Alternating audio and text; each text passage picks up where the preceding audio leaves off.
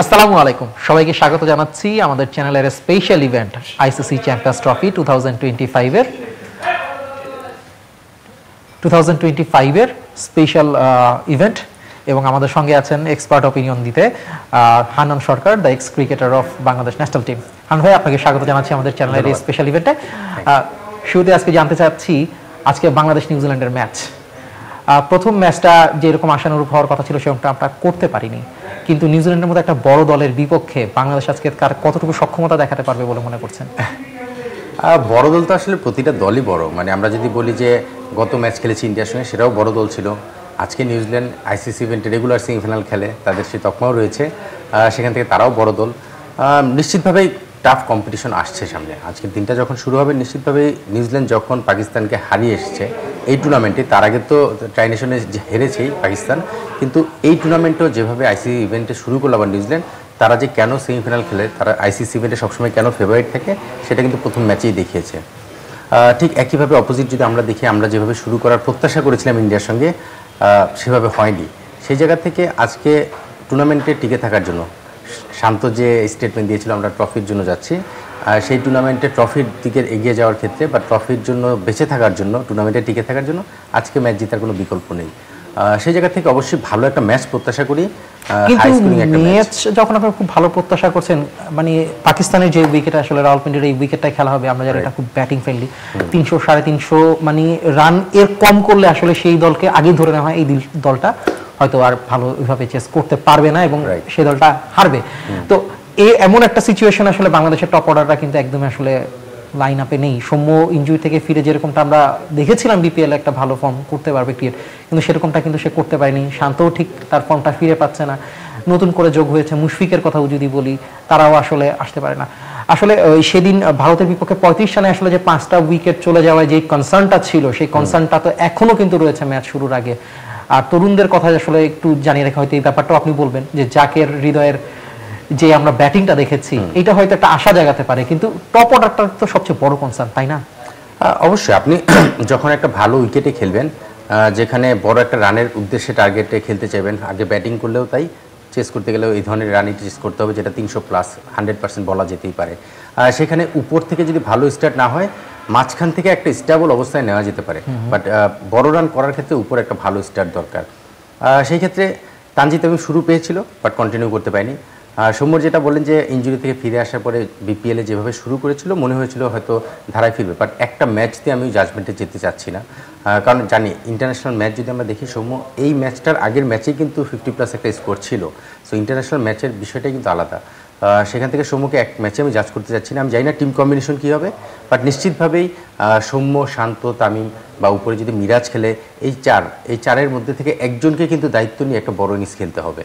কারণ আপনি মাঝখানে যদি আমরা দেখি, মুশফিক, রিয়াজ যদি আজকে ফিট হয়ে আসে, হৃদয় ফর্মে আছে, জাকির গত ম্যাচে খুব ভালো ব্যাটিং করেছে, মাঝখানে রান করার মতো ব্যাটসম্যান কিন্তু রয়েছে আমাদের, কিন্তু উপর থেকে ভালো শুরু না পেলে মাঝখানে আপনি প্রতিদিন ক্লিক করবে না, আর ক্লিক করলেও সেটা একটা স্টেজ পর্যন্ত। আপনি যখনই 300-350 রান করতে চাইবেন, নিশ্চিতভাবে উপরের টপ 3 বা 4-এর মধ্যে একজনকে অ্যারাউন্ড 70-80 বা 100 এই ধরনের একটা স্কোর করতে হয়। এই স্কোর করতে হবে, কিন্তু মূল আসলে যে সমস্যাটা, বা আপনিও আসলে খেয়াল করেছেন কিনা, যে পাওয়ার প্লেয়ার ফার্স্ট 10 ওভারের ভিতরে এই উইকেটগুলো সবচেয়ে বেশি যাচ্ছে। আচ্ছা, টপ অর্ডারদের যে কলাপসের যে ধারাটা, সেটা কিন্তু ফার্স্ট 10 ওভারের মধ্যে, 10 আফটার দ্য 10 বাকি টিম কিন্তু আসলে দাঁড়াতে পারছে, কিন্তু এই 10 ওভারে কেন আসলে আমরা টিকে থাকতে পারছি না, বা উইকেটটা আসলে বুঝে কেন আমরা উঠতে পারছি না? আজকে সিনারি একটু ডিফারেন্ট হবে আমার বিশ্বাস, বিকজ আমরা যেই ধরনের উইকেট আশা করছি রাওয়ালপিন্ডিতে, হয়তো ইনিশিয়ালি নতুন বলে পেস বোলাররা একটু মুভমেন্ট পাবে, একটু বাউন্স পাবে, সেটা সব জায়গায় হয় ওয়ার্ল্ডে, যত ব্যাটিং উইকেটই হোক না কেন। আজকে একটু ডিফারেন্ট উইকেট হবে, যেটা দুবাই আমরা দেখেছি ইন্ডিয়ার সঙ্গে, ওই উইকেটটা কিন্তু একটু ডিফারেন্ট ছিল, যেখানে আমরা ধারণা করেছি 250-70 এই ধরনের রানের খেলা হবে।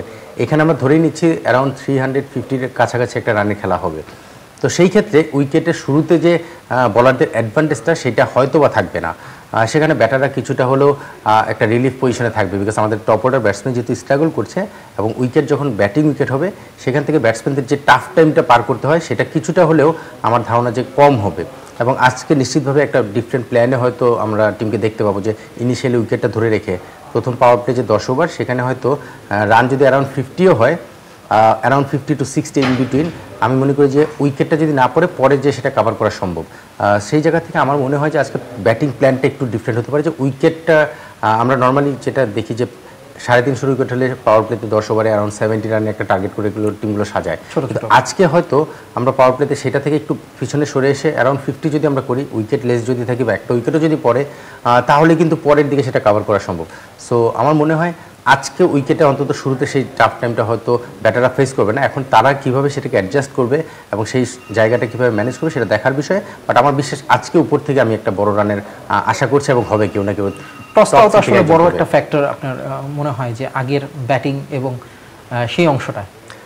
টসের যে বিষয়টা আমার কাছে মনে হয় রাওয়ালপিন্ডির এই উইকেট আমরা চেস করাটা অপেক্ষাকৃত সহজ মনে হয়, কারণ আমরা দেখেছি পাকিস্তানের উইকেটগুলোতে অ্যারাউন্ড 350 রানের একটা খেলা আমরা ধারণা করছি এবং আমরা দেখেছি অস্ট্রেলিয়া এবং ইংল্যান্ডের খেলাও দেখেছি 350 রান কীভাবে চেঞ্জ হয়ে গিয়েছে।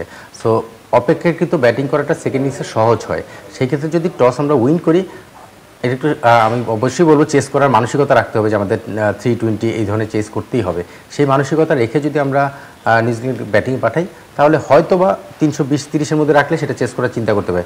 নর্মালি যদি আমরা আবার আগে ব্যাটিং করি সেই ক্ষেত্রে আপনি 320 করে হয়তো বা সেটাকে ডিফেন্ড করাটা খুব চ্যালেঞ্জিং হবে। সো সেই ক্ষেত্রে আমার মনে হয় যে আগে যদি আমরা বোলিংটা করি, আমরা যদি 320, 25, 30 এর মধ্যে রেখে যদি চেস করার টার্গেট করি তাহলে হয়তো বা আমাদের একটা পরিবর্তন মানে আমরা করে হাতে করতে পারি। কিন্তু একাদশ আসলে একটু পরিবর্তন মনে হচ্ছে যে হবে না, কারণ একটা উইনিং কম্বিনেশন নিয়ে নামার চেষ্টা করবে। কিন্তু এরকম একটা ব্যাটিং স্বর্গ উইকেটে পেসার বাড়তি একটা পেসার নিয়ে খেলাটা কি আসলে কতটুকু যুক্তিসঙ্গত হতে পারে, আর সেক্ষেত্রে কাকে বসতে হইতে পারে? এক্সট্রা পেসার তো আসলে সম্ভব না, 3 জন সিমার আমাদের খেলানো, বিকজ টিম কম্বিনেশনে এমন একটা স্টেজে থাকবো আমরা।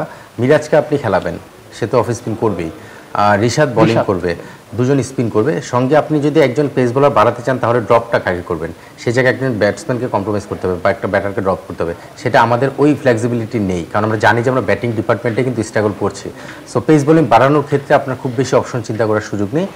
আমরা পেস বোলার 3 জন এবং এই 2 জন স্পিনার নিয়ে 5 জন বোলিং লাইন আপেই হয়তো যেতে হবে। সেক্ষেত্রে পেস বোলিং অপশনে একটু চেঞ্জের কথা চিন্তা করা যেতে পারে, কারণ আপনি যখন এই ধরনের ব্যাটিং উইকেটে খেলবেন মিডল ওভারে কিন্তু টিমগুলোর একটা প্ল্যানিং থাকে 11 থেকে 40, এই মাঝখানে যে 30 ওভার, এখানে কিন্তু 200 রানের একটা টার্গেট কিন্তু থাকে। আগে কিন্তু আমরা দেখতাম যে যখন অ্যারাউন্ড 270 রানে খেলা হতো, এই মিডল ওভারগুলোতে 150 to 170 এই ধরনের একটা টার্গেটে ব্যাটিং করতো ব্যাটাররা। এখন কিন্তু যখন আপনি 350 রানের খেলা হয় তখন কিন্তু মিডল ওভারে আপনি 6 করে রান করার মানে অ্যারাউন্ড 7 রান করে করতে হয়, বিকজ 350 রিচ করতে হলে মিডল ওভারে ইম্পর্টেন্ট। এবং সেই মিডল ওভারে যখন আপনি বোলিং করবেন তখন কে বোলিং করবে, স্বাভাবিকভাবে নাহিদ রানার পেসটা তখন একটা ম্যাটার করতে পারে। মানে আপনি যখন মিডল ওভারে বোলিং করবেন আপনার উইকেট টেকিং বোলিং অপশন কি মিরাজ এবং রিশাদ, এবং সেখানে যদি নাহিদ রানার এক্সট্রা পেসটা বেনিফিট আদায় করে নেওয়া যায় হয়তো নাহিদ উইকেট নাও পেতে পারে, কিন্তু নাহিদ রানার প্রেশারে কিন্তু বোলিং পার্টনারশিপ আমরা যেটা বলি অপর সাইড থেকে উইকেট পেতে পারে। সো সেই ক্ষেত্রে হয়তো নাহিদ রানার ইনক্লুশনটা এই টিমে আমরা দেখতে পারি। স্বাভাবিকভাবে প্রশ্ন আসে তাহলে গত ম্যাচের 3 জন পেসার থেকে কাকে অফ করা হয় যায়। মুস্তাফিজকে আমরা তার ছন্দটা ফিরে পেতে স্ট্রাগল করছে আমরা দেখছি। সেই ক্ষেত্রে নতুন বলে যদি সাকিব বল করে আর চেঞ্জে যদি নাহিদ করে, মুস্তাফিজকে আমাদের এই ম্যাচে না খেলালেও খুব বেশি আমি অবাক হবো না। সো আমার মনে হয় যে পেস বোলিং ডিপার্টমেন্টে এই একটা চেঞ্জ আনা যেতে পারে যে মুস্তাফিজকে অফ করে আমরা হয়তো নাহিদ রানাকে ইনক্লুড করতে পারি। আর খুব ভালো একটা কথা বলেছেন যে ব্যাটিং এবং বোলিং এর এই কম্বিনেশনটা, আমরা ওইটা আসলে ভেবেছিলাম যে মুস্তাফিজকে হয়তো বসতে হতে পারে যদি নাহিদ রানা আসে। ব্যাটিং এর একটা মিডল অর্ডার, আমরা টপ অর্ডার, আমরা সবগুলোই আসলে ভেবে রেখেছি। একটু এবার দেখি নিউজিল্যান্ড আসলে কি বলেছে। গতকাল মিচেল স্যাটনার বাংলাদেশ সম্পর্কে যখন জিজ্ঞেস করেছিল যে এবার তো আসলে সাকিব নেই, তামিম নেই, বা স্বাভাবিকভাবে 2017 কথাটা আসছিল যে মাশরাফিও নেই, তখনকার যে আসলে একটা মাস্টার মাইন্ড বলা হইতো, সে এই টিমটায় নাই। তারপরও তাকে জিজ্ঞেস করতো তুমি কি মনে করো এখন খুব সহজ দল যে তোমরা তাদেরকে বিট করতে পারবা? খুব সুন্দর একটা তিনি অ্যান্সার দিয়েছেন যে সাকিব তামিম না থাকুক কিন্তু এই দলে মুশফিক, মাহমুদুল্লাহ, মিরাজের মতো খুব ভালো ভালো কিছু খেলোয়াড় আছে যারা কিন্তু গেম চেঞ্জার। তো কথাটা আসলেই যে তারা কিন্তু বুঝতে পারছি যে কিউইরা কিন্তু খুব স্বাভাবিকভাবে নিচ্ছে না এবং খুবই সিরিয়াস। তারা যতটাই আসলে ফর্মে থাকুক না কেন, কেন উইলিয়ামসন মতো বড় বড় তারকা থাকুক, তারপর আসলে বাংলাদেশের মতো দলকে তারা সমীহ করছে। তাহলে বোঝা যাচ্ছে যে তার মানে বাংলাদেশের যে সক্ষমতাটা বলা হয়েছিল যে সব দলকে হারানোর সক্ষমতা আছে, এবং আসলেই সেটা আমরা বিলিভ করি সেটা আছে। এবং একই সঙ্গে 2017 ব্যাপারটাও এখনো তাদের মাথায় আসলে আছে। না অবশ্যই বাংলাদেশকে তো আসলে কোনো দলই খাটো করে দেখবে না, বিকজ আপনি যদি ওয়ার্ল্ড ক্রিকেটের এখন প্রতিটা দলের স্পেশালি এই 8টা টিমের কথাই যদি বলি, আপনি যখন বেস্ট 11টা দেখবেন সেখানে দেখবেন আমাদের দলে ওয়ার্ল্ড ক্রিকেটের সবচেয়ে এক্সপিরিয়েন্স 2 জন প্লেয়ার রয়েছে, মুশফিক এবং মাহমুদুল্লাহ। মানে শুধু বাংলাদেশের এক্সপিরিয়েন্স না, ওয়ার্ল্ড ক্রিকেটে কিন্তু তারা মোস্ট এক্সপিরিয়েন্স প্লেয়ার, এত লম্বা সময় যাবত খেলছে। তাদেরকে তো ছোট করে বা তাদেরকে ইগনোর করার কোনো সুযোগই নেই। তার সঙ্গে আমাদের কিছু প্রমিজিং প্লেয়ার রয়েছে। হৃদয়ের ইনিংসটা নিশ্চিতভাবেই তাদেরকে আলাদা একটা নজর নিয়েছে তাদের কাছ থেকে, যে হৃদয়কে কীভাবে আউট করবে। ঠিক একইভাবে শান্তর এক্সপিরিয়েন্সের কথাও কিন্তু খাটো করার সুযোগ নেই। শান্ত কিন্তু গত ম্যাচে হয়তো রান করেনি, বাট আমরা রিসেন্টলি যদি শান্ত ক্যাপ্টেন হওয়ার পর থেকে ওয়ান ডে পারফরমেন্সগুলো যদি দেখি, সেখানে শান্ত কতটা ক্যাপাবল সেটা জানি। সো আমার মনে হয় যে নিউজিল্যান্ড আসলে এটা তারা যথেষ্ট স্মার্ট ক্রিকেটার এবং স্মার্ট ক্রিকেট খেলে, এবং তারা জানে যে কিভাবে অপোনেন্ট দলকে স্ট্র্যাটেজি সাজিয়ে আটকানো দরকার বা কিভাবে সাজাতে হয়। সেই বিষয়টা তারা কখনোই কোনো দলকে ছোটোভাবে বা ইগনোর করে বা খাটো করে দেখার সুযোগ নেই। এই কারণেই কিন্তু তারা সবচেয়ে কনসিস্টেন্ট দল। আপনি যদি ওয়ার্ল্ড ক্রিকেটে কয়েকটা কনসিস্টেন্ট দলের কথা বলেন, নিউজিল্যান্ড সবার উপরের দিকেই থাকবে, বিকজ সবসময় তারা ধারাবাহিক ক্রিকেট খেলে এবং আইসিসি ইভেন্টগুলোতে কিন্তু সবসময় একটা স্টেজ পর্যন্ত তারা খুব ভালো মতোই স্বাচ্ছন্দ্যেই কমপ্লিট করে। তো সেই জায়গা থেকে তারা রাইটলি সেড যে বাংলাদেশ দলকে খাটো করার সুযোগ নেই। এক মাহমুদুল্লাহ মুশফিক কী করতে পারে সেটা আমরা জানি, শান্ত রয়েছে, হৃদয়ের ফর্ম দেখেছি, বোলিং ডিপার্টমেন্টে নাহিদ রানা তাসকিনের যে ফর্মটা সেটাও তারা বিবেচনায় রেখেছে। রিশাদের গত ম্যাচে আমরা ভালো বোলিং দেখেছি, আজকে জানি না রিশাদ এই ব্যাটিং উইকেটে কতটা সাকসেস পাবে, চ্যালেঞ্জিং একটা সিচুয়েশন তাকে ফেস করতে হবে। বাট গত ম্যাচের বোলিংটা আমাদের কনফিডেন্স দিয়েছে যে রিশাদ যেভাবে বোলিং করেছে ওয়ানডেতে, এর আগে আমরা এতটা সাকসেসফুলি বোলিং করতে দেখিনি।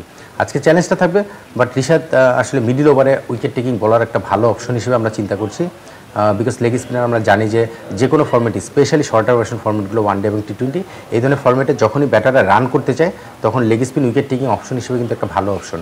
সো রিশাদের জন্য চ্যালেঞ্জটা থাকবে, বাট আমার মনে হয় যে স্বাভাবিকভাবেই ক্যাপ্টেন যেটা বলেছেন, নিউজিল্যান্ডের ক্যাপ্টেন সেন্টার, যে বাংলাদেশকে তারা খুব সিরিয়াসলি নিচ্ছে এবং আলটিমেটলি নিতেই হবে, বিকজ এই ম্যাচটা যদি তারা কোনো কারণে স্লিপ করে বা হেরে যায়, তারা জানে যে পরের ম্যাচ ইন্ডিয়ার সঙ্গে তাদেরকে খেলতে হবে। সো বাংলাদেশের সঙ্গে আজকে জিতে তারা নিশ্চিতভাবে সেমিফাইনালটা কনফার্ম করতে চাইবে। সেমিফাইনালটা কনফার্ম করতে চাইবে। আসলে এর ভিতরে একটা সমীকরণ আসলে চলে আসে গতকাল আসলে ভারত এবং ইন্ডিয়ার ম্যাচটা, এবং এখান থেকে আসলে আমাদের কিছু শিখতে পারি কিনা বাংলাদেশের জন্য, যে প্ল্যান এক্সিকিউশনটা কিভাবে কাজে লাগে। আমরা অনেক প্ল্যান করে যাই কিন্তু প্ল্যানটা আসলে মাঠে কাজে লাগাতে পারি না। গতকালকে যদি আপনি খেয়াল করে দেখবেন যে বিরাট কোহলি এবং শ্রেয়াস আইয়ারের যে জুটিটা হয়েছিল, মাঝখান থেকে কিন্তু তাদের খুব বেশি রান কিন্তু তারা আসেনি, তারা উইকেটে টিকে থাকার চেষ্টা করেছিল, বারবার সুইং হচ্ছিল, না পেরে পাকিস্তান আসলে স্পিনার আনার চেষ্টা করেছে, মানে প্রতিটা জায়গায় আসলে তারা খুবই উইকেটে স্ট্রাগল করেছে, সিঙ্গেল নিয়ে রানগুলো বের করেছে। তো এই যে উইকেটে টিকে থাকার মানসিকতাটা, উইকেটটা ধরে রাখবো, টিকে থাকবো, রানও আমরা বের করে নিব, খুব বড় বাউন্ডারি কিন্তু আমরা দেখিনি কিন্তু তাদেরকে খেলতে, সেঞ্চুরিটাও তুলে নিয়েছেন বিরাট কোহলি। তো এর ভিতর এই যে জায়গা থেকে একটা শিক্ষণীয় বিষয় আমাদের আসে কিনা, যে উইকেটে টিকে থাকার। আর একটা বিষয় হচ্ছে যে সমীকরণের যে ব্যাপারটা আসলে চলে আসছে, ইতিমধ্যে ভারত কনফার্ম করে ফেলেছে, নিউজিল্যান্ড আসলে চাইবে যে তারাও আসলে কনফার্ম করতে, সেক্ষেত্রে আসলে বাংলাদেশ এবং পাকিস্তানের সম্ভাবনাটা একদমই আসলে শেষ হয়ে যাবে। তো বাংলাদেশের উপর আসলে পাকিস্তানের ভাগ্যটা যে নির্ভর করছে, সেটাও আপনি কিভাবে দেখছেন? তা তো অবশ্যই, কারণ আপনি প্রথমে যেটা বললেন শেখার যে বিষয়টা, ইন্ডিয়ার কালকে ব্যাটিং ইনিংসটা যদি আমরা দেখি, যখন আপনার বোর্ডের রান টার্গেটটা সেটার উপর ডিপেন্ড করবে যে আপনি কিভাবে ইনিংসটাকে বিল্ড করবেন, কতটুকু প্রেশার ফেস করছেন। ফর এক্সাম্পল, আজকে যদি আমরা নিউজিল্যান্ডের সঙ্গে যদি দেখি যে 320 রানে খেলা হচ্ছে, মিডিলে থাকা অবস্থায় তখন সিচুয়েশন কি ডিমান্ড করছে, আমাকে উইকেটে থাকতে হবে, পাশাপাশি বাউন্ডারির দিকেও নজর দিতে হতে পারে। যখন আমি বড় রান টার্গেটে যাব তখন কিন্তু বাউন্ডারির দিকেও নজর দিতে হবে। সো এই অ্যাডজাস্টমেন্টটা করে আমার মনে হয় যে এক্সিকিউশনটা খুব দরকার, যে এক্সিকিউশন করার জন্য অ্যাবিলিটিও থাকতে হবে। সো শুধু এক্সিকিউশন করার প্ল্যানিং করলে হবে না, এক্সিকিউশন করার অ্যাবিলিটিও থাকতে হবে। সেই জায়গাটা আমাদের আজকে নিজেদেরকে প্রমাণ করার সুযোগ থাকবে। আর ক্যালকুলেশন, আপনি যেটা বললেন, খুব সিম্পল ক্যালকুলেশন, আজকের ম্যাচের উপর এই গ্রুপের অন্তত ডিপেন্ড করছে যে কে সেমিফাইনাল যেতে পারে। আজকে নিউজিল্যান্ড জিতে গেলে ক্যালকুলেশন শেষ, আর যদি নিউজিল্যান্ড আজকে হেরে যায়, পরের ম্যাচের জন্য অপেক্ষা করতে হবে। অসংখ্য ধন্যবাদ দর্শক। হান্নান সরকার আমাদের সঙ্গে বাংলাদেশ এবং নিউজিল্যান্ড ম্যাচ নিয়ে জানাচ্ছিলেন এবং এই গ্রুপের উপর কি সমীকরণ থাকছে সেই বিষয়টাও জানালেন। আমরা আপনাদের সঙ্গে ম্যাচ নিয়ে আরো অনেক কথা বলবো, হয়তো খেলার পরে বা খেলার মাঝামাঝি সময়, এই জন্য আমাদের চ্যানেলে অনলাইনের সঙ্গে আপনাদেরকে থাকতে হবে। এতক্ষণ আমাদের সঙ্গে থাকার জন্য অসংখ্য ধন্যবাদ।